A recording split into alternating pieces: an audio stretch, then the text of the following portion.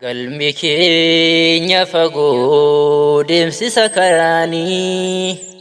gaafa geessuun beeynu yaaddahe garaanii garaan koo boorahee onneen koo cinqamtee galgala qabriitiif mee maal qopheeffattee du'arraa hin oollu eessas yoo jiraanne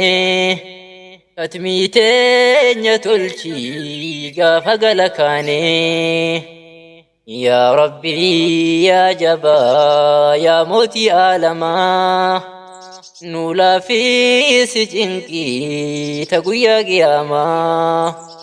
salphinaan galchitee nun bochin nadaamaa mirgichaan nuuf kennii ka guyyaa kaafamaa ati nuuf laafisii gaafii guyyaa borii guyyaa naman baafne horoo teenyaaf firrii du'arraa hin oollu eessas yoo jiraanne katmii teenya tolchii gaafa gala kaane dinqiin teenya xiqqoo harki keenya duwwaa kophaa nu dhiiste nu seensisin bowwaa badiin teenya guddoo atummaan nuuf dhiisii imaanaa kan keetiin qalbii teenya jiisii du'aayii qeebalii beenu gammachiisii jannatul firdawsii meenu kanansiisii sodaatee nuuf kennii yaa mootii ilaahii keessaaf duuba keenya imaana nuufayii du'arraa hin oollu eessas yoo jiraanne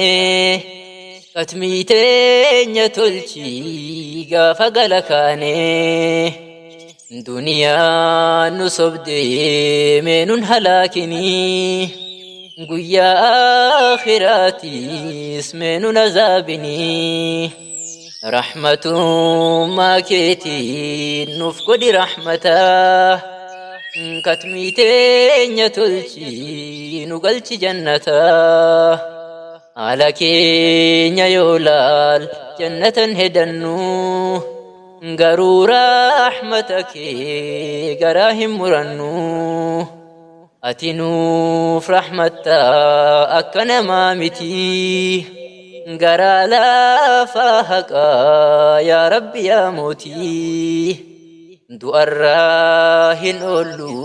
eessas yoo jiraanne katmii teenya tolchii gaafa gala kaane